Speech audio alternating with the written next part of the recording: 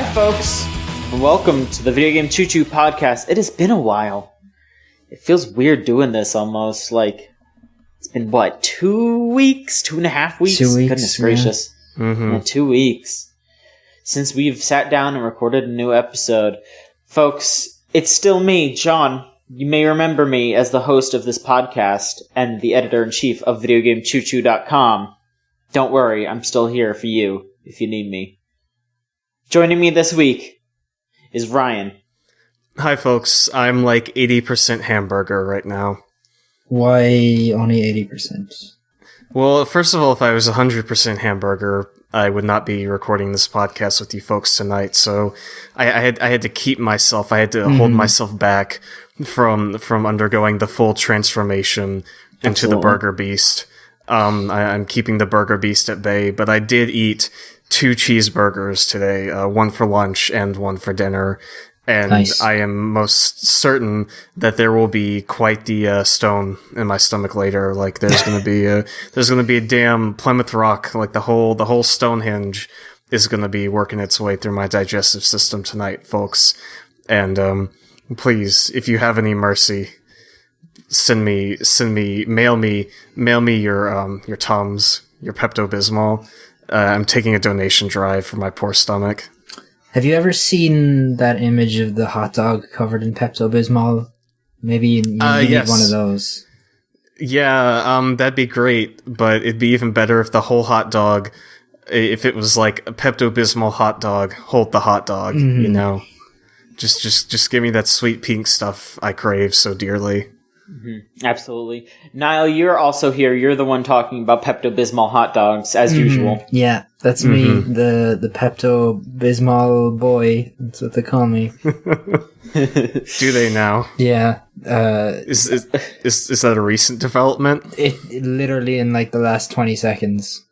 Wonderful. Damn, wow. Fresh off the presses. Yeah, I don't think you can get Pepto-Bismol here, so... Really? Yeah. What do y'all have instead? I don't know, actually. I'm not super well versed on medications for sure. You know. I mean, well, what do you take if you have a stomach ache then? Do you just drink ginger ale? Because I mean, that's what I do most of the time. It's either Pepto or ginger ale. I kind of just suffer through it most of the time, honestly. So I can respect that. Yeah. Yeah. Yeah. You mean you don't have like Pepto-Bismol or anything like that?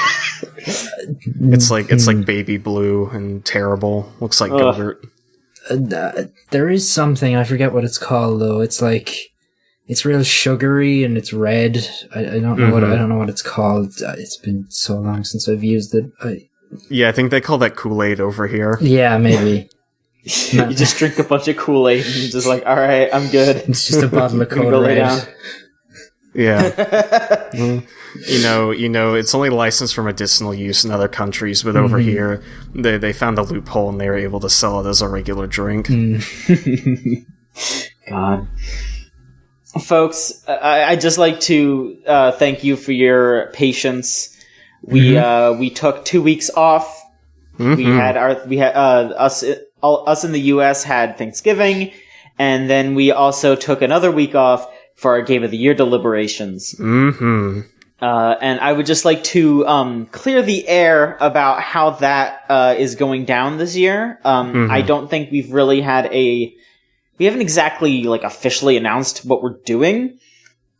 So I figured it would be best to, open up with that. So instead of just recording the podcasts like we have for the past few years and having our deliberations and our Game of the Year argument, what we decided to do was to present our opinions in video format. So we did our deliberations for all of the awards except for one, which I'll get to.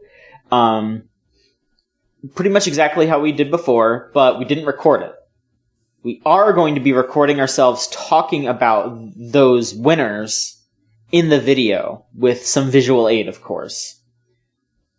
And instead of having a site-wide top 10 games, each of us are going to talk about our pick for Game of the Year in those videos. I just thought that would be a really nice way to really represent all of us on the site. Just like really like appreciate how many great games came out this year. Because holy shit, like there were so many games. It was absolutely bonkers, and I'm glad that all of us had so many different things that we liked. Mm-hmm. We're still going to have written top 10 lists that we're going to be putting out alongside the videos. Mm-hmm. So our own personal top 10 lists, but we're going to talk about our favorite games in the videos. So please look forward to that. That'll be coming by the end of the year. Usually when our podcast would start going out and said we're going to be uploading the videos. And I would really appreciate it if you all would A, share the videos, let people know about our hard work, and B, let us know what you think about it, because I would really love to know if you prefer this, if you would want us to go back to the podcast, if you some sort of in between, whatever you guys think is best. I would like to hear from y'all. Yeah. But yeah, so thank you for understanding. We will have that out probably sometime around Christmas time. So, that being said, we got that out of the way. Let's just hang out now. Let's just talk about what's been going on. Yeah. So I think that we should start off by talking about the big event that happened before we recorded. We're recording on Friday because the Game Awards happened on Thursday night. And we wanted to, let that happen, see the announcements, be able to react to it. After we record, there will be the PlayStation Experience, so if there's any major reveals there, then we're going to have to talk about that next week. Yeah. But this week, it's just going to be the Game Awards, really. That's the big thing that happened. So I guess to start off with, I'll just ask, who here watched them? I didn't watch them, but I was following on Twitter because my internet wasn't playing ball as far as watching it goes, but yeah, I was keeping up with it. Yeah, I was actually at a screening, like the premiere screening of the Disaster Artist, so I also missed the Game Awards, so I just kind of ended up walking out of the theater and then seeing on Twitter that Bayonetta was coming to the Switch and they were also making a third one, and I just kind of fell to my knees and began weeping in front of 100 strangers out in the lobby of this theater. So that was nice. Did the Chic Hydro Man make an appearance this year? No. Damn. There was specifically an award given out that was sponsored by Chic Hydro. Really? But the Hydro Man wasn't there. It was very upsetting. Ugh. Then what's even the point? I have no idea. I wanted to see, how he's been getting along this last year, what kind of, upgrades he made to his, very, very smooth, very, buff metal chassis. I was really looking forward to him just busting the move out on that stage with the, Games for Change, Trending Gamer, Best Heated Gamer moment, all those great awards that we love so much. The most racist award for biggest racist in games. Yeah, that's highly competed this year. Yeah, it's highly competed every year, but this year there's some stiff competition. Absolutely, yeah. Okay, so I guess I could just go over the big announcements, and we can gauge our reaction. Sure. So yeah, I just opened up Kotaku's rundown of the announcements. So one of the first things they showed was something that looked like a new Left 4 Dead, and I was watching it with a bunch of people in the Chooch Discord. It was a pretty fun time, and while we were seeing this, we were like, "Oh, holy shit! They're making a new Left 4 Dead!" And at the end of it, they revealed that it's a World War Z game.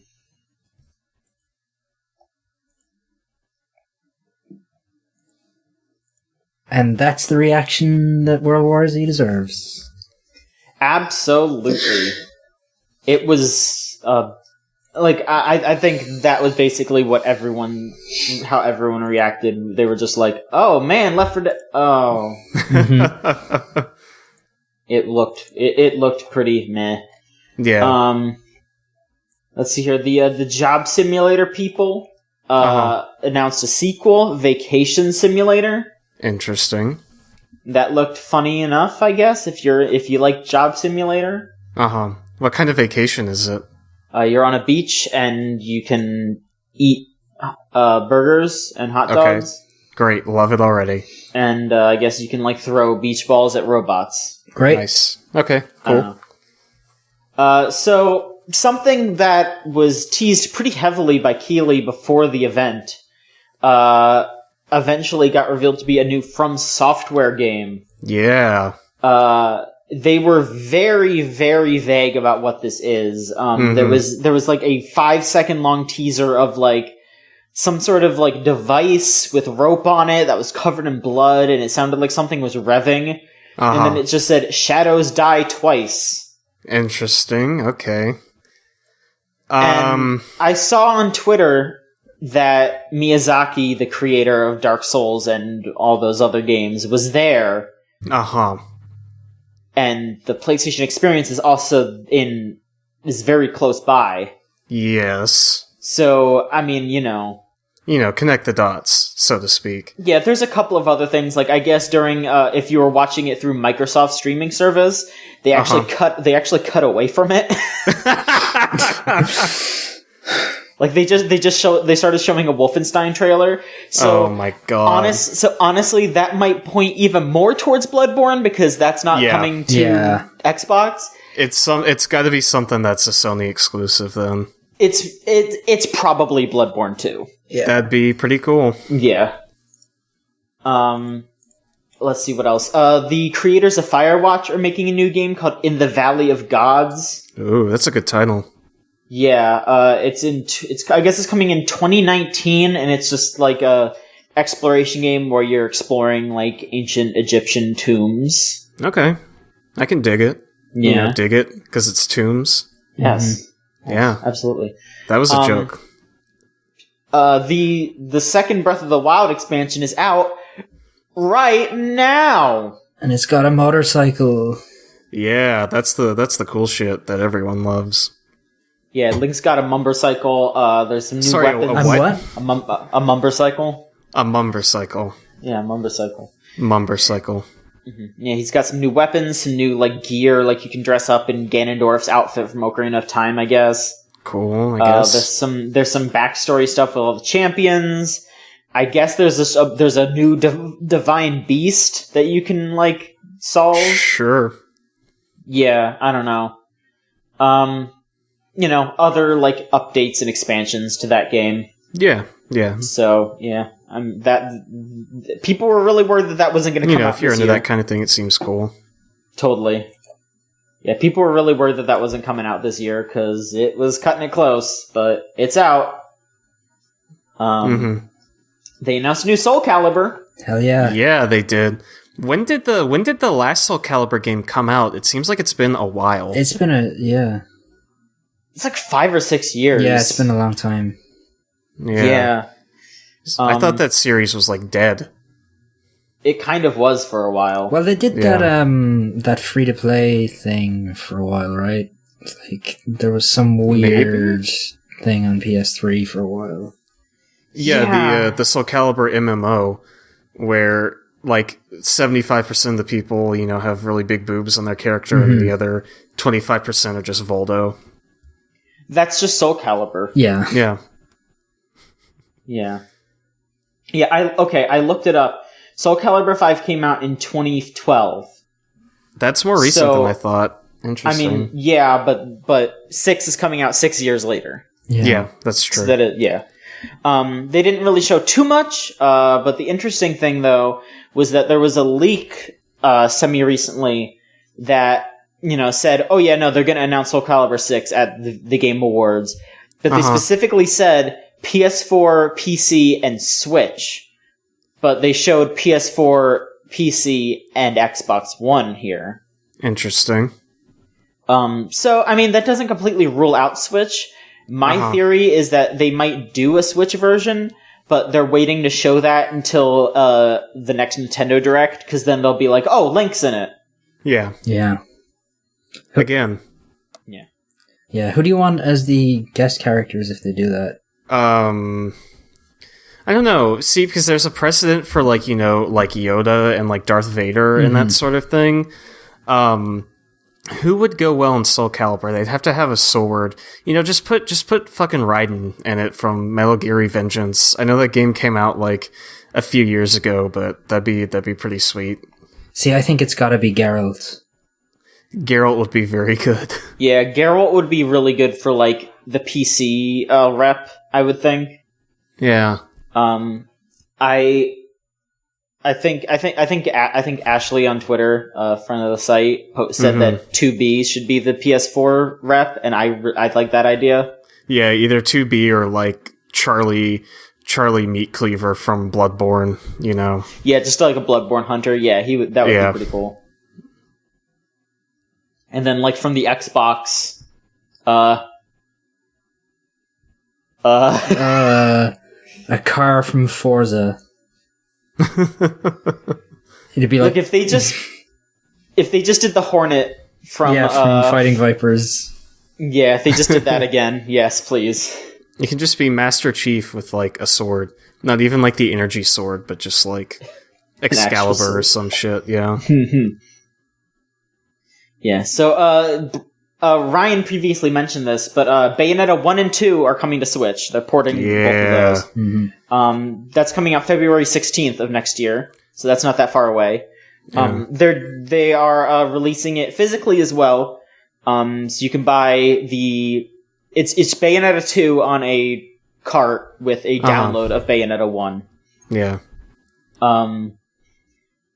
And the one thing that I'm upset about is that pretty much everywhere else in the world is getting a collector's edition, but not in the US.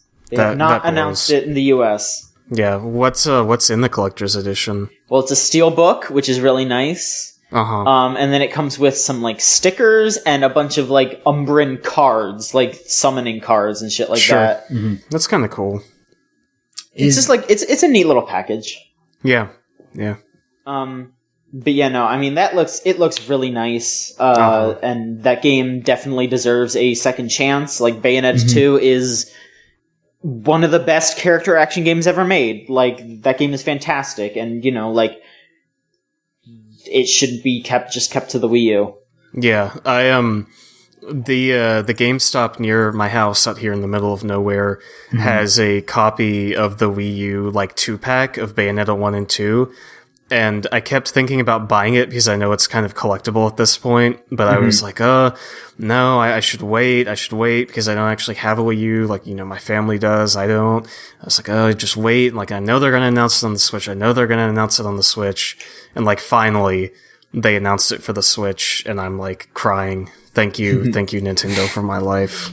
Absolutely. So not only did they announce that, but they also had a teaser of Bayonetta 3. I was absolutely not expecting that.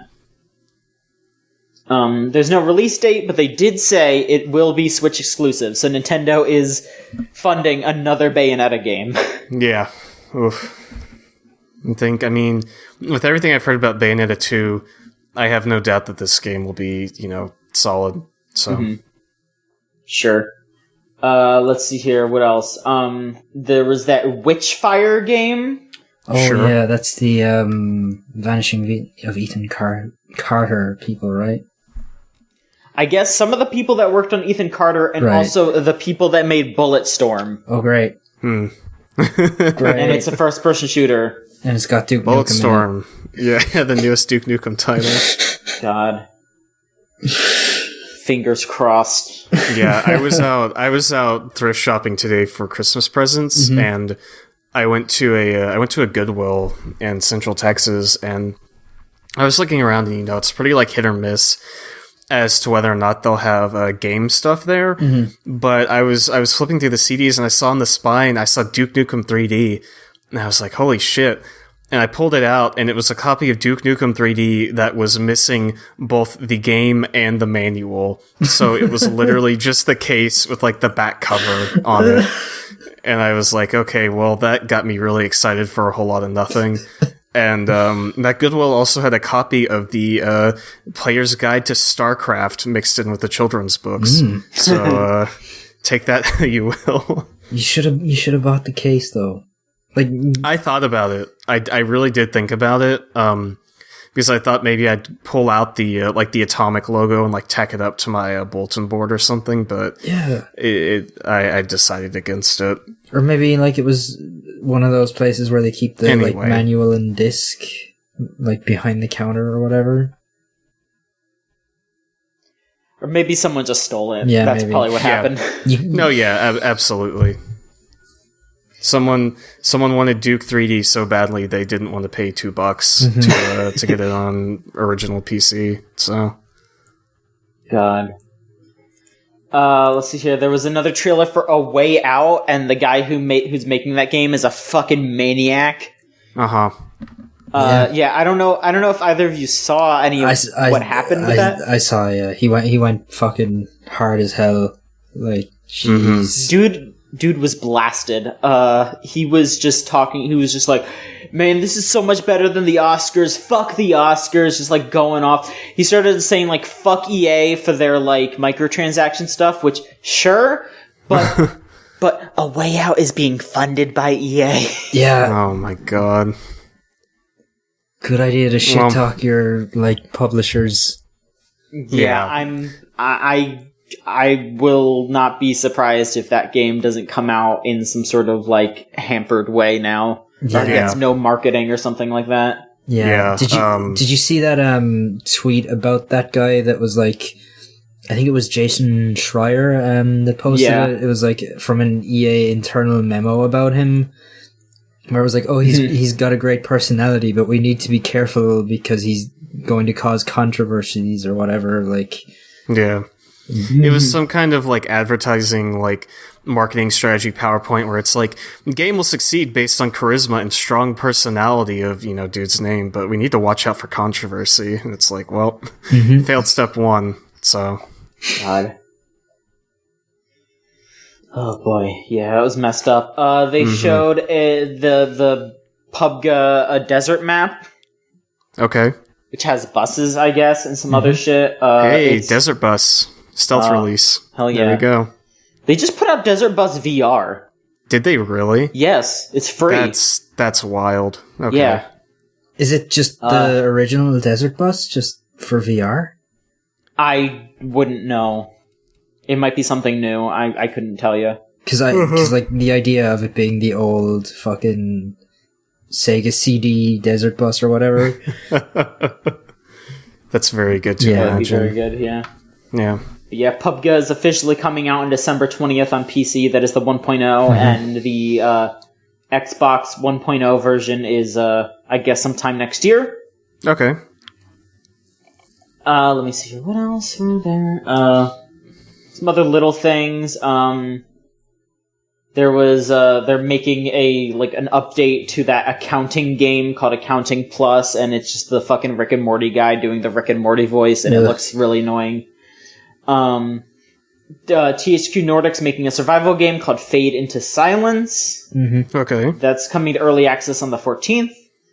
Fortnite Battle Royale is getting a 50v50 mode, which actually seems really cool. Like, you get to make your forts and then just, like, try to invade each other and kill each other. That looks really cool. They had a new trailer for Metro Exodus and a new trailer for Media Molecule's Dreams. Okay. Which Dreams is especially crazy because it's been years since anyone's talked about that game. Yeah, it's been a while. And the people that made Payday announced a new game called, I swear to God, GTFO. It was especially weird because for a while it looked like an Aliens game. Really? How so? I mean, just like the atmosphere and a bunch of the characters were like named after Aliens characters. And so while we were watching, we were like, oh, that's actually a really cool idea if like the Payday people are making like some sort of like Colonial Marines game. Sure. but good. Yeah, like a good Colonial Marines game. Yeah. But like after a while, like they started showing the monsters, and people were like, "Wait, are those like the Prometheus versions of the aliens?" And then like but then like after a little while, it was like, "Wait, no, those aren't like they like if it was aliens, they would have actually shown a xenomorph by now." Yeah. And then at the end of it, it just said GTFO, and we were like, "Are you fucking kidding me?" Like it was so bad. Yeah, and then they show that in the Game Awards, and Jeff Keighley just comes out. All right, bye. It's done. GTFO. Yeah, That's it. Like the game looks fun. It's just like that name is god awful. Yeah. Are you trying to like escape from somewhere? Is that like the whole deal? No, like that was the really weird thing. Like during the trailer, like all the characters were talking about like collecting things. Like they were talking about getting in there and getting something. So like, I mean, you're gonna have to get out. Yeah, exactly. It's weird. Maybe they like had this game in production, then like Get Out the movie came out, and they were like, oh fuck, well now we have to change the title. You know, here's a free idea for you, so you don't have to call it GTFO. Just call it Get In, Get Out. Like, sure. I mean, no, like that's different enough from Get Out, I would think. Yeah. Just call it a liminal state. You know, where you're in between getting in and getting out. Call it not aliens. Call it From the People of Payday. People will play that just a game called From the People of Payday. Like Payday 3 Space, actually. That would be good, actually. I have never actually played Payday. I don't know anything about those games. And finally, oh boy, there was a really long, really fucking weird trailer for Death Stranding. Of course there was. It's Jeff Keighley. It was the weirdest thing I have ever seen, I think. Like, it was... I still haven't watched it. That's pretty high praise, I would say. Should I explain what happens in it? I mean, I know the one thing that happened in it because it was all over Twitter, but... Because it was very good. Yeah, it was extremely good. I mean, I'll just give the quick rundown for people who didn't watch it and don't, I guess, are too lazy. Basically... look, it's like an 8-minute long trailer, so I kind of don't blame people if they don't want to, if they just want to listen to this. So, like, Norman Reedus, like, wakes up on the ground. He looks over, and there's these two guys, and one of them's trapped under a Jeep. And then all of a sudden, there's, like, some sort of, like, presence or something, and Norman Reedus goes, "Don't make any noise, don't breathe." And the guys have to, like, stop breathing. And then there's, like, this, like, black ooze that starts, like, enveloping, like, a body that's on the ground. And then there's another presence that starts to suck up the guy who was under the truck, and he starts, like, screaming, and then he gets, like, starts to, like, sink into the ground. And then the guy that was trying to save him shoots him because he's basically just like, "Oh, well, you don't want to be alive when you get down there." Yeah. And then the guy who shoots him starts getting, like, enveloped into, like, starts getting sucked up into the sky, and he's like, "Uh-oh," and he tries to shoot, and he tries to shoot himself, but he drops the gun. So then he's like, "Well, I fucked that up," so he starts stabbing himself to try to be like, "I gotta bleed out before I get up there." And then they, like, show, like, a big, like, shadow monster in the background. But before the guy starts stabbing himself, he throws Norman Reedus the baby that's strapped to his chest, because he's got, like, that... You remember that, like, incubator thing that Guillermo del Toro had? He had one of those strapped to his body, so he throws the baby over to Norman Reedus. And then all of a sudden, it, like, shifts back to... Norman Reedus, like, falls or something, and then he's, like, drifting in the water, and he's naked again. And then he wakes up again, and it goes into his mouth, and it shoots down into his stomach, and the baby's in there, and then it gives him a thumbs up, and then it comes back out, and then finally, to end the trailer, he's standing on the edge of a crater, like the prophets once said. You know, literally. I still don't entirely know what Death Stranding is, and I don't think any of us do at this point. Doesn't know what Death Stranding is at this point. So, I wouldn't be surprised, but if nothing else, this is assumedly going to be a game that renders Guillermo del Toro as a video game character, and, like, that's it. That's all I need, you know? like I can live happy for the rest of my days knowing that man has been put into a video game just, like, as himself, basically. Like, just looking exactly like himself with, like, the glasses and everything. Like, say what you will, but that is extremely good to me. Yeah, like, I mean, just watching... Like, it was legitimately cute. Like, Guillermo del Toro and Kojima came out and, like, introduced an award together, and then after the Death Stranding thing, Norman Reedus and Kojima came out, and they were just, like, hooting and hollering and having a great time. Like, Kojima was just like, yeah! Like, he was just having fun. Like, I can't be angry at that. Like, if they're just having fun making their stupid game, like... whatever, let them have their fun. I'll play it. It probably won't make any sense, but whatever. As long as they have fun, I'm fine with it. Yeah. And also Mads Mikkelsen as well. I'm glad that he's going to be in a video game too. It's I don't know. I don't know when that game's going to come out. I don't know what that game's going to be, but I'm intrigued. I'm going to play it. So I just love that Kojima keeps like buying gifts for everybody too. Like he bought Mads Mikkelsen, like he bought him like fucking like historical Japanese chopsticks and got them like laser engraved with his name on it. Oh my god. And then he bought Norman Reedus like an exact replica of the necklace that his character wears, and it's like made out of like hyper titanium or something, because he's like he's basically like, I want you to wear it everywhere so you can so I got it with like this really like low weight metal, so you won't even feel it. It's holy Christ.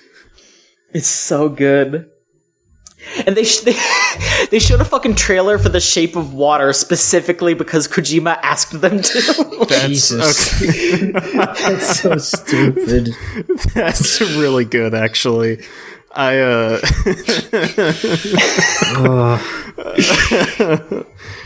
That movie's going to be really good, I think. Yeah. I'm extremely excited for that movie, to be completely honest. Like, it was the same trailer that, like, when it was originally shown. Sure. But, you know, like, that trailer is really good. That movie does look very good. Yeah, I'm going to see it basically as soon as it comes out, hopefully. Mm-hmm. Totally. It's not out already, is it? No. It didn't come out today, did it? I don't think so. Okay, I think there's still a little while before it comes out, but I'm not sure. I know people are like seeing previews and all that. Like I think reviews are starting to come out. That makes sense. But I'll be honest, overall, it was a fine show. Like the only thing that I would say that I would complain about was that some of the advertising was pretty bad. Like they had like a partnership with eBay where they were like, log on to eBay and you'll get these exclusive deals and you know, whatever. They have to get their ad money somewhere, and you know, it was streaming online, so they couldn't really do commercial breaks. I get it. Another really nice moment was they gave the game, like the creator recognition award to Carol Shaw. Yes, they did. Yeah, that was a very nice moment. She made a lot of like really big Atari games. Really? Yeah, and she was one of the first, maybe the first game creator who was recognized by name because of the quality of her game. Like, in advertisements, they would be like, this is River Raid, created by Carol Shaw, so you'll know it's good. That's really cool. Yeah. And it was just really funny because, like, during her acceptance speech, she's just like this little old lady, and she's just sitting there like, she's just like, oh, video games have become so much different from when I remember. And then, like, not even an hour later, they're showing that fucking Death Stranding trailer, and I'm just imagining her sitting there just being like, what the fuck? Like, what did I do? Yeah, video games were a mistake. This is my fault. God, this is very good. It was very good, though. Bless her. Yeah. Yeah, she was a delight. It was a fun show. It has gotten considerably better every year. Mm-hmm. Yeah, and it sounded like this year it still kind of had the problem where it felt more like advertisements than actual awards, but lesser.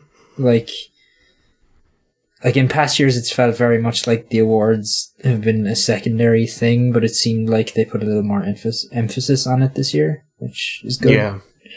It's kind of the idea I've been getting. Yeah, and like Keeley talked about that a little bit too. Like he was saying like, oh, like, you know, like people people do kind of come to this for the trailers. Like, he was being honest about that, and then he was like, and also, you know, I don't want to bog people down by having to have a bunch of people just walk out, announce something, walk away. Like, he was like, we mention every winner, and we give awards to the big games, like the big awards.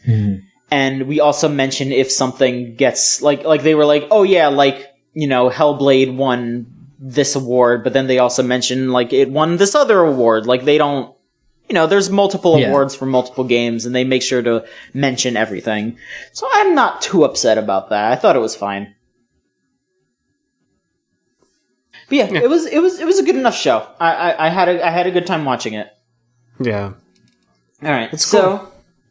Speaking of Hellblade, real quick, Ryan, you played that recently, didn't you? I did play that recently. That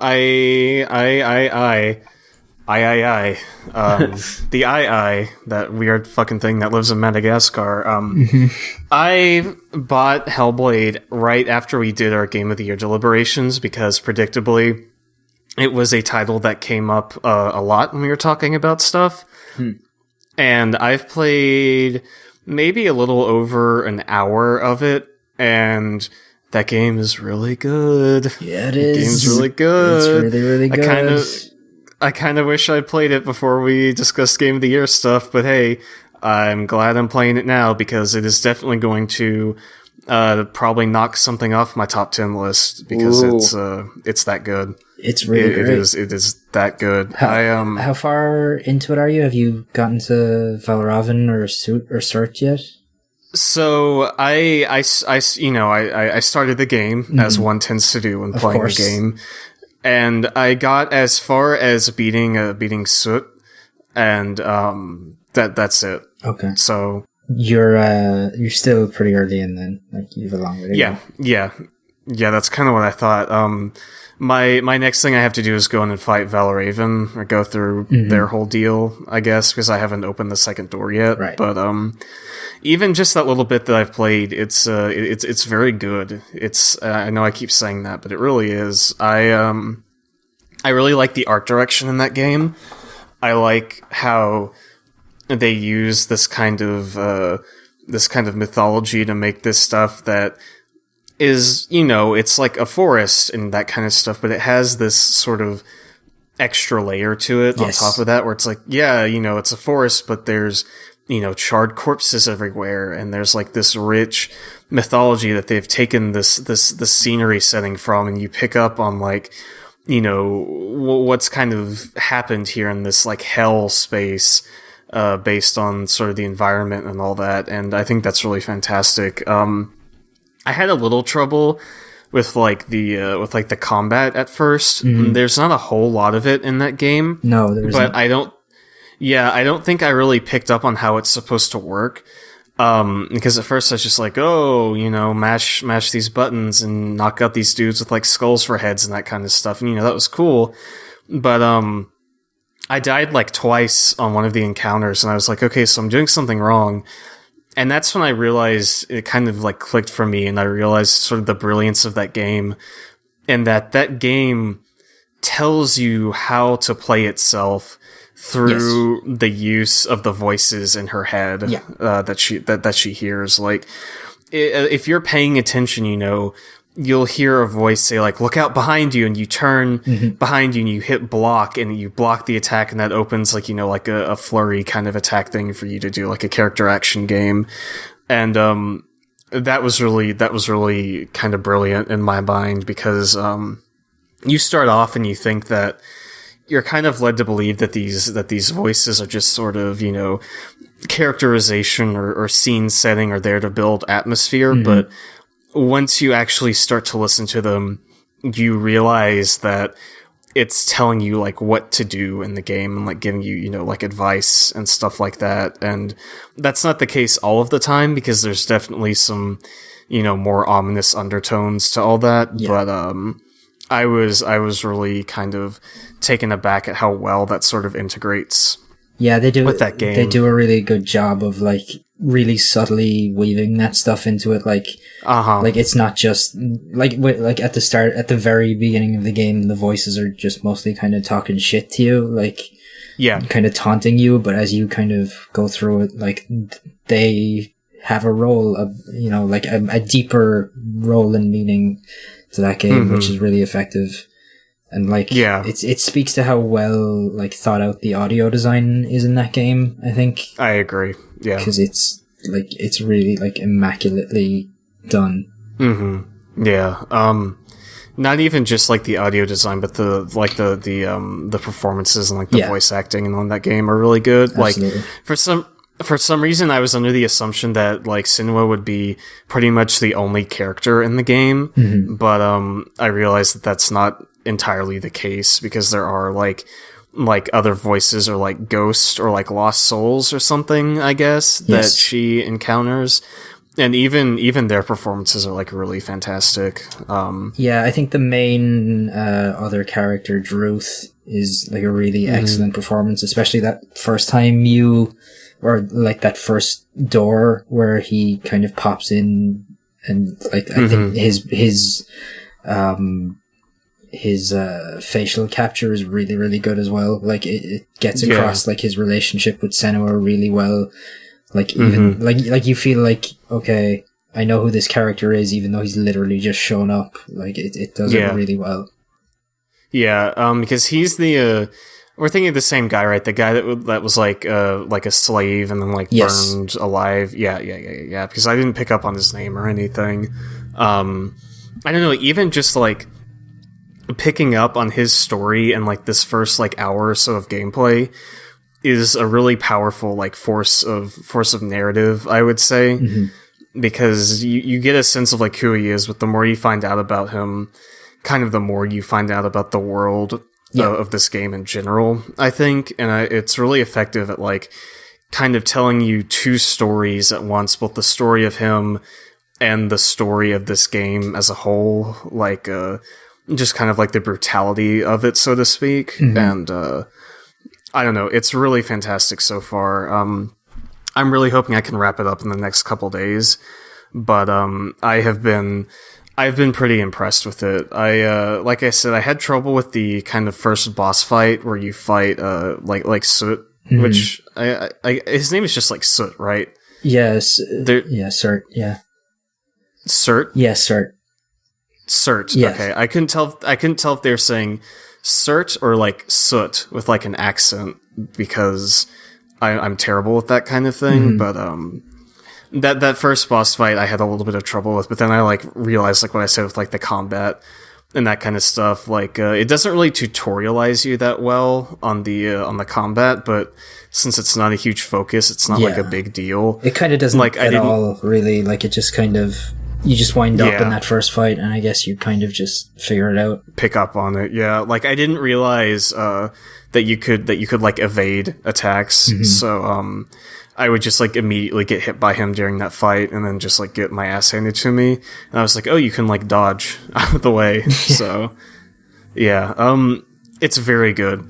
I haven't even gotten that far into it, but I highly recommend it just based on what I've seen of it so far. It's got a really rich narrative. The performances are really great. The visual art design is all fantastic. Like the enemies are genuinely pretty terrifying, and the thing as a whole is just this really harrowing, brutal. Like I don't know if I mean it is kind of like a horror game. Would you say? Yeah, I would say that like it uses a lot of like the style of horror more than it is like straight up like scary than anything else. Like the way it's shot is very much like a horror game or horror movie. Yeah, it has horror elements to it, I would say, and it's definitely like for me kind of it's been pretty disquieting on the whole. But to call it a horror game, I think would go a little too far in that direction. But it is very good, and Niall, I know you liked it. I don't know if anyone else on the site has played it or not, though. I think I might be the only one so far. Yeah. It's good. I have it on I have it on PS4. Did you? I'm assuming you played it on PC. Yeah, I have it on PC. Yeah, it probably runs a little better on PC. It seems a little bit intensive on the PS4 because it heats up pretty bad when I play it. I could see that. Like when you consider like what they're doing with their graphical tech in that game, I could see the PS4 kind of struggling. Like I think. Like, they didn't even put that game out on Xbox because they couldn't get it to run on Xbox well, so, like... Yeah. Yeah, it's a very intense game, so yeah.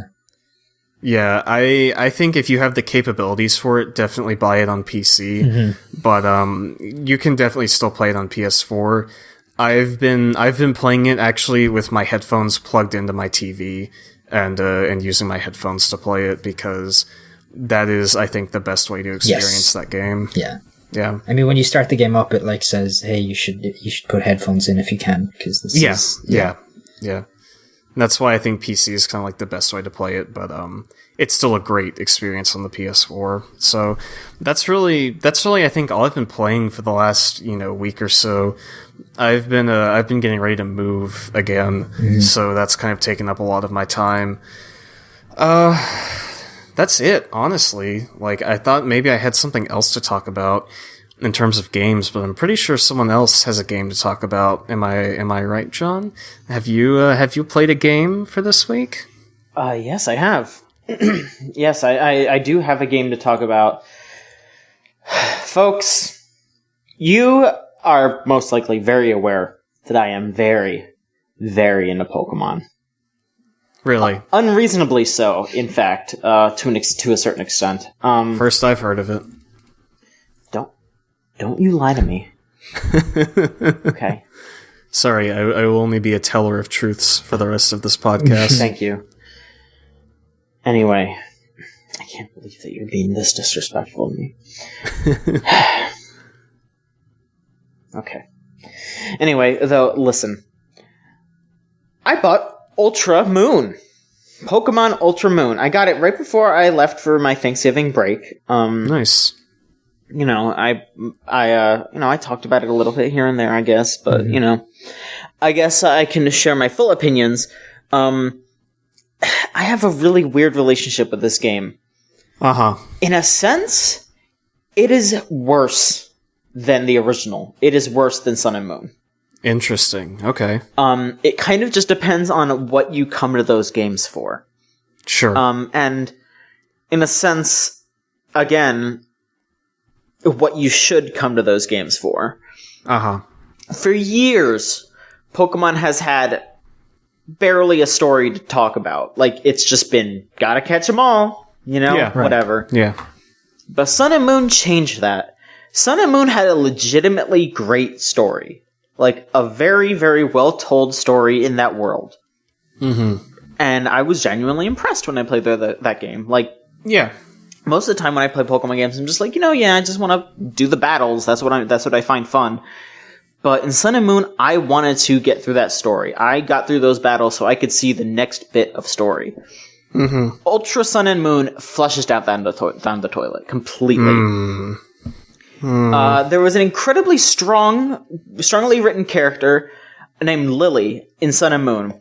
She is a very shy girl who accompanies you through your travels, but she has a mysterious Pokemon called Cosmog with her that she is trying to protect. And as time goes on, you come to learn Lily's backstory about why she's so nervous, why she has Cosmog, and why she has a bad relationship with her mother. It's all very well handled.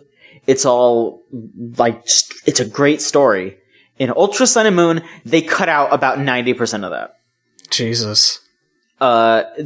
In original Sun and Moon, there are these very specific villains that are really well written, that are humans. That they made these human characters out to be the villains, and they're not just another evil team that wants to take over the world. They're just actual shitty people that you could believe that could actually happen.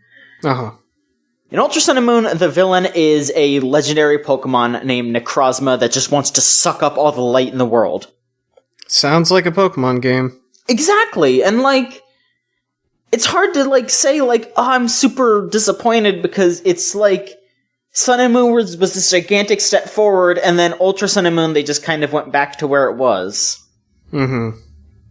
But it is really disappointing. Like, they removed stuff.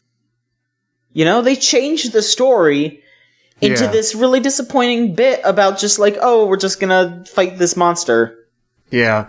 It seems like they excised a lot of the main story of that game to put in a bunch of, like, post-game stuff. And they didn't even put that much post-game stuff in. Like, the post-game stuff, I haven't even really done the post-game stuff because I'm back on my bullshit shiny chaining. Uh-huh. But, like, the post-game stuff is just you fight the new Team Rocket, and it's just a series of boss battles where you fight all the previous game's bosses, and they have like a legendary or two on their team, and that's it. Gotcha. So what you're saying is that I should just buy regular Moon, then? Well, that's the thing, is that it's really up to what you want to get out of that game, because Ultra Sun and Moon has gameplay improvements. They added a shit ton of new Pokemon to the region, so you can catch more Pokemon. There are new, pretty fun mini games. They streamlined the festival plaza. They've added some other like battling mechanics.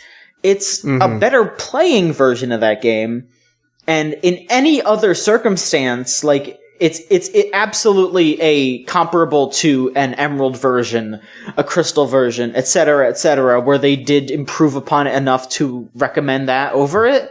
But I almost want to just say you should play the original because the story is so much better. Like, here's the thing. Here's kind of the galaxy brain of this situation. If I don't play Ultra Moon, then how can I know that there's been improvements? You know, like if I just dive into regular Moon because I really want to kind of experience the story that you've talked about, then it is what it is. Like, I haven't played a Pokemon game since, like, Pokemon Black. Mm-hmm. So, it's been a hot minute for me. And, I mean, I think I'd be fine with just Moon. Like, I'm not as much of a Pokemon kind of, you know, diehard these days as you are, I would say. Most people aren't. yeah, well, it's like, in that case, you know, if I just want to have something to, you know, play, and I care more about the story than, you know, catching all these Pokemon. And since I've never touched either of these games, I feel like I might as well just get like regular ass like Pokemon Moon. So yeah, that's fine. I mean, they did add some new Pokemon actually, like a couple of new Ultra Beasts, and I think like a legendary or two. I don't remember off the top of my head, but like you know, it's not that big of a deal. Was the really buff like Bug Ultra Beast in the original Sun and Moon? Okay, well, fuck it. That's all I need. Come on. But I think it's only in Sun, so you gotta get Sun. Did Moon have the one that's like the with the hair, like the cockroach lady? Yes. The Ultra Beast. Yeah. Okay. Yeah, she's in Moon. See, those are both very good, though. Is the thing. Here's the secret, Ryan. If you get Sun, I have an extra Pheromosa, so I can trade it to you so you could have both. Yeah, but Moon is more on brand for me, is the thing. I mean, I'm sure that you can find... I might be... I have a Buzzswole already, and I think in Ultra Sun and Ultra Moon, I think you can get all of them. So maybe I could get you another one, but I am going to be trying to get a shiny one, so I'll give it to you. I'll give you one. Yeah, we'll just see what happens. I'll give you one. Okay. Anyway. Yeah, no, I don't know. I have a really weird relationship with that game. I had fun playing it. It's still a good game. But the story was very, very disappointing. Yeah, I gotcha. It felt like the abridged version of Sun and Moon. Yeah, see, that's the thing. Like, if I'm going to play these games, I want that story in those original games. So, yeah. But yeah, I mean, you know, if you're crazy into Pokemon like me, if you care about... Because, you know, like, they made it so you can catch all the legendaries. Like, there's... That's cool. There's a thing where you can hop into Ultra Space, and you can go into new dimensions, and sometimes a legendary from the other games will show up. Okay. And that's really cool.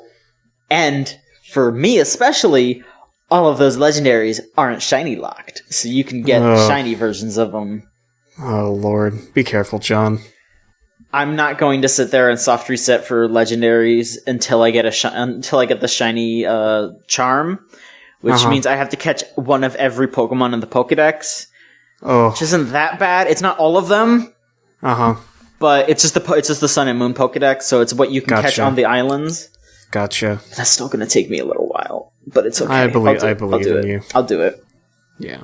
It'll make shiny hunting easier in general because That's good. I think that raises the percentage a whole bunch. So Cool. Whatever. Cool. But yeah, that's my opinion on that. Niall, is there anything you want to talk about, or shall we move on to questions? We can move on. I think I didn't really play much of anything this week. I've mostly just been trying to capture footage for Game of the Year and stuff like that. So okay, I'm busy. All right, cool. All right, well then why don't we go ahead and hop into it? Ryan, you go ahead. Hello, folks. I'll be your questions DJ for the evening. DJ, give me a DJ name. Someone DJ quick. Garfy. DJ Garfy, baby. Yeah. It's me, DJ Garfy, baby. Here with your questions. You can send those bad boys into videogamechoochoo.tumblr.com/ask. And you can also email them to podcast@videogamechoochoo.com. And, if you do that, if you slide some questions your way, maybe your friend DJ Garfy baby will read them on air, and you'll sound like this. Anonymous asked to Video Game Choo Choo, how would you sum up the Game Awards in 3 words? Not that bad. I love advertisements. Didn't watch them. There you go. Yeah, that was pretty easy, actually. We didn't get let's part the curtain here and say that we didn't get a whole lot of questions this week. So I'm gonna have to stretch these ones that we had for as long as possible because we've only been recording for about 56 minutes so far. That's fine. Okay. We can have a short episode this week. Sure. Okay. Here's one. This one comes in from Deep Flaw on the Video Game Choo Choo Discord. Thank you, Deep Flaw. They ask, what do you think the name of the baby is in Death Stranding? Jerome. Yeah. I was gonna say Chuck. I think Chuck would be a good baby name. Yeah. I think another good one would be Dan Strandle. Dan Strandle, the Death Stranding baby. That's terrible. That's awful. Dan Strandle or maybe Deb Strandy. That Deb Strandy would be pretty good, I think. Strandy? Yeah, Deb Strandy. That's unacceptable. I mean, listen, we don't even know. Yeah, Deb Strandy, little Debbie. I see. The thing here is that we don't even know what the characters' names are in the game, like the main characters, like Norman Reedus or like Del Toro or Mads Mikkelsen or anything. Like they could all just have terrible names, like going with like the names in like Kojima games. Like Mads Mikkelsen could be called like military fireman, and that's just the dude's name, and they just call him Mr. Fireman for the whole game. Like you just don't know. And I actually just had, I actually want to make a note here because I'm about to get into a Death Stranding theory, and I want you all to mark this down for when it turns out to be correct when this game comes out. Okay. I don't think you play as the Norman Reedus character. I don't think you play as the Del Toro character or even the Mads Mikkelsen character. I think you actually play as Deb Strandy. And Deb has the ability to psychically control whatever person she is being held by or is currently inside of. And so, although you may be controlling the Norman Reedus character, you are actually in the position of Deb Strandy, who has established some kind of psychic link with Norman Reedus and is ambulating him like some kind of, like one of those funguses that attaches to insects, and that's what I think this game is going to be about, to be completely honest. So you play as the baby. You play as the baby, yeah. Yeah, it's like, and what was that other game where you played as a baby? Like, are you talking about the one where you have to keep the baby from being like electrocuted or whatever? No, there's or are you like- talking about something else? what's it called? You're not talking about the Messiah? Boss Baby game, are you? Is it called Messiah? It's I could not a tell late you. 90s PC game. Someone will know. Let me look this up here. I think it was called. Yeah, if you know what Niall is writing about, please, or what Niall is talking about. I was going to say, if you know what Niall is talking about, please write into the show and let us know. Hang on. Let me see. Yes, Messiah. You were like you're like a little baby, and you have wings and a halo, and I think it's a shooter of some kind. So. Yeah. All right, cool. I mean, I guess you also technically play as a baby in like Binding of Isaac. Yeah. What are some other games where you play as a baby? What's the precedent here? Is there anything? Because I know there's that one where one of you, I think it's called like Who's Your Daddy or something. Oh, where yeah. One of you plays as like the adult and the other one plays as the baby, and the baby you have to like drink like bleach and shit like that. That's right. And the adult's trying to baby-proof everything, yeah. Yeah, the eponymous daddy has to prevent the baby from, like being eaten by Norman Reedus. Maybe that's what maybe that's what Death Stranding is. It's a sequel to Who's Your Daddy, and you play as Del Toro, and the other person plays as the baby, and you have to keep the baby from being like kidnapped by Mads Mikkelsen or like swallowed by Norman Reedus or like getting abandoned on like a beach or something like that.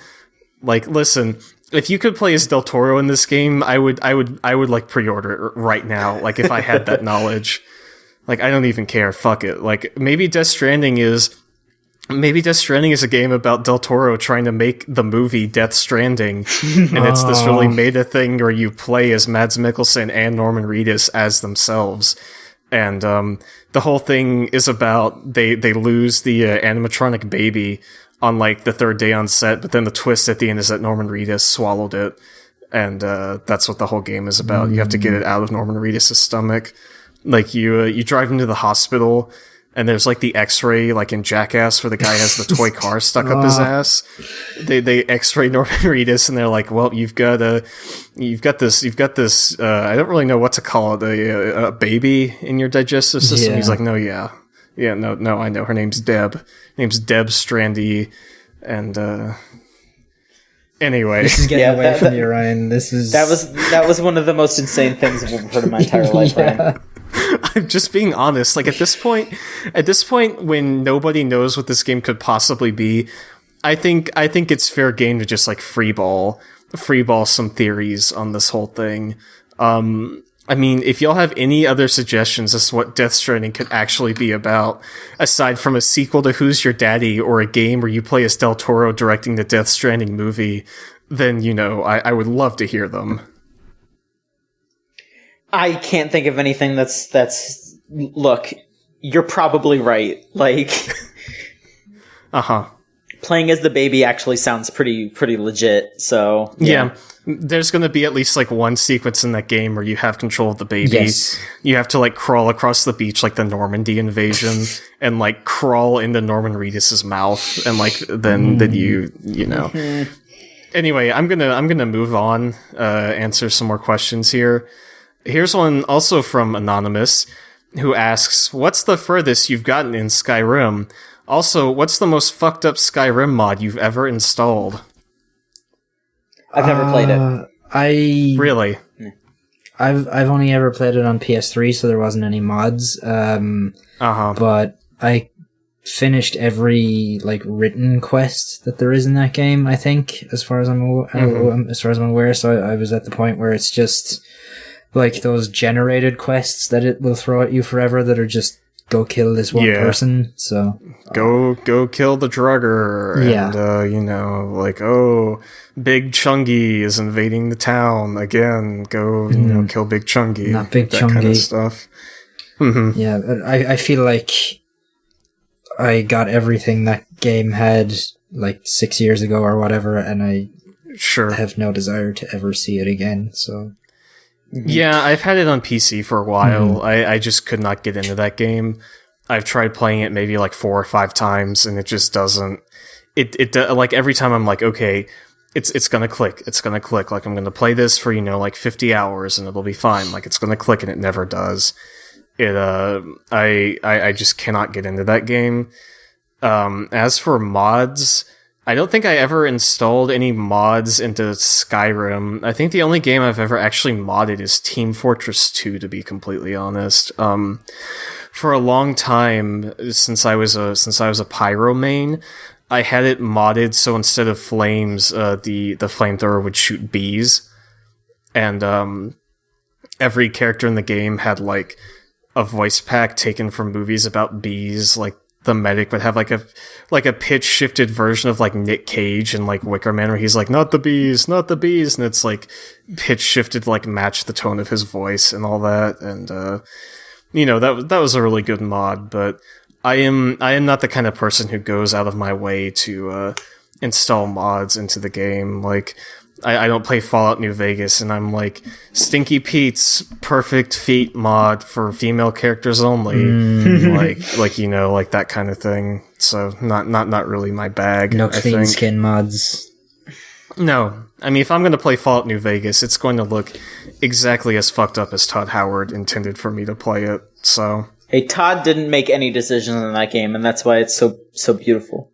Yeah, this is very true. That's why that's the best Fallout game. Anyway, I think we can do one last question. Okay. I know we wanted to save some of these for next week because I'll say that at the end. Okay, all right. I won't steal your thunder then. Don't you dare, piece of shit. Okay, I'm sorry. I won't steal your thunder, but I will like sap it a little bit. I'll kind of squeeze some out into a mason jar. No, you go ahead. I'm sorry for talking over you. No, you're fine. I'm just going to go ahead and ask the question. Yeah. Shoeless says to Video Game Choo Choo, what's the best transformation sequence in games or anime? Examples, Sailor Moon, Power Rangers, etc. That's a good question. It is a good question, Best transformation. Because this question refers to, like the kind of glittery, like, oh, activate my power band and I turn into, Kamen Rider kind of transformation or whatever. But I think you could also do transformation like, like a werewolf. Like, if someone transformed into a particularly pungent block of cheese, I think that might count. Maybe like that thing where someone transforms into like a car and then people ride inside of him and that brings up all these nasty logistics that I don't really want to think about. Oh yeah, Turbo Teen. Yeah, that's the one. The teen who is Turbo. Yeah. Yeah. Do either of y'all have an answer for this question? I've started to like the current trend of a lot of transformations like that sort of happening outside of the like cutscene, where like during a fight. I saw one recently. I wish I could tell you the anime's name because I don't know what it's called, but I saw like a video recently from a currently running like Magical Girl show where as the character, like as she was fighting, every time she had to like block an attack, like part of her costume would appear and that would be like, that would protect her. Like she would block like an attack on her arm and then that would just like get all frilly, but the rest of her body was still like in her normal outfit and like just boom, boom, boom. It was really cool looking. I wish I could tell you what it was. Yeah. I don't know. I would not be able to tell you. Did you say that was in a game or an anime? It was in an anime that I saw in a video of recently. Yeah, you're definitely more versed in anime than I am, so if you don't know, then I have no idea. For me, this is kind of a hard thing because when I think of like anime transformations, I don't really watch a whole lot of anime, so I try to think of stuff from like JoJo's Bizarre Adventure, and I don't think there really is a whole lot of, like anime transformation stuff. Oh, actually, I do have an answer for this. I should know this. Like literally right off the top of my head, the best transformation sequence in a video game is in Undertale, where you flip the switch on Mettaton's back, and then he transforms from his toaster form into Mettaton EX, and you start one of the greatest boss fights of all time. That is the best transformation sequence in a video game. Oh, that is definitely up there. Mm-hmm. It's very good, and I can't really understate how kind of unprepared I was for that game, because I played that game the week it came out, more or less, and so I knew literally nothing about it, even though it's gotten so saturated since then. And I played the whole thing in 2 sittings because I enjoyed it so much, and everyone was saying oh, Mettaton's such a good character, y'all put him on our Game of the Year document, and he's oh, he's so good, and I'm I don't get it. He's just a robot. He's just a toaster dude that you fight. He's a calculator. And I just kept going, and I was yeah, I don't get it. What's the hype about? And then that bit happens, and there's the bit with the music sting that he also uses in Homestuck or something like that. Yeah. And so in addition to having a war flashback to when I used to be super into that comic, I was losing my mind over everything, and then it just started, and I had to pause the game. I was so overwhelmed by that whole business. But I'm just imagining you just doubled over, oh. Pretty much. When it brings up that music sting, I was is this what I think it is? Is this what I fucking think it is? Don't tell me this is what I think it is. And it goes into the bit, and he's standing there, and I'm oh, mamma mia, my life changed that night. I have no shame in admitting that, but good God, maybe maybe a transformation sequence doesn't have to be a fast thing. You could consider Kira from JoJo turning into what's his face, a transformation sequence. Yeah, definitely. Yeah, even though it takes 2 episodes to do it. So, Niall, do you have an answer for this question? Oh, jeez. Yeah, I have another one real quick while you're thinking. All right. I would say Beautiful Joes.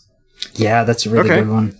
Yeah, I've never played that game, but I believe it. I mean, it's a big reference to Kamen Rider and other Sentai stuff, but Beautiful Joe, it's I just love Beautiful Joe. His Henshin a Go-Go, baby, and then all of his powers. I love Beautiful Joe. Mm-hmm. Yeah, maybe they'll port that to the Switch next. I mean, that's up to Capcom, not Platinum, so, Yeah. Yeah, I don't know. I'm drawing kind of a blank on this one, I'm afraid. Yeah, I had to think about it for a bit, but if you don't have anything, we can always wrap it up. But yeah, okay. All right. If you want to send us a question for next week or anything, you can send them to videogamechoochoo.tumblr.com/ask, or email them to podcast@videogamechoochoo.com. Yes. Thank you, Ryan. Thank you, John. So, Ryan did allude to this, but next week we are going to need a good amount of... Is it going to be next week, or is it the week after? I think it's next week, yeah. Okay. Next week we're going to need a good amount of questions, because we are going to be recording the last podcast of the year, and because it's December, because it's basically the holidays for all of us, we want to take it a little easy. So we want to make it a purely questions-based podcast. We might talk a little bit about what's going on, but, we're not going to focus too much on it. So please, send us your questions. Like what Ryan said, podcast@videogamechoochoo.com for email, or videogamechoochoo.tumblr.com/ask for Tumblr questions. You can always send them anonymously. Yeah. And I'd also just real quick like to thank all of you for listening. Please go onto iTunes and rate and review us. That helps people get eyes on our podcast and ears. I'd also like to thank Melt Channel for the use of our theme song. Yeah. Still a banger every single week. I love that shit. Thank you. Thank you, guys. And finally, we'll also check out their Bandcamp. It's meltchannel.bandcamp.com. Yes, I believe so. Yes. Okay. Yes. Please check out their Bandcamp. And if you'd like to follow us on social media, it is at VGCC on Twitter. Tumblr is, as said before, videogamechoochoo.tumblr.com. And join our Discord server at thegamezone.zone. All right, and that should do it. Thank you both for being on, and we will see you next week with another episode of the Video Game Choo Choo Podcast. See ya. See ya.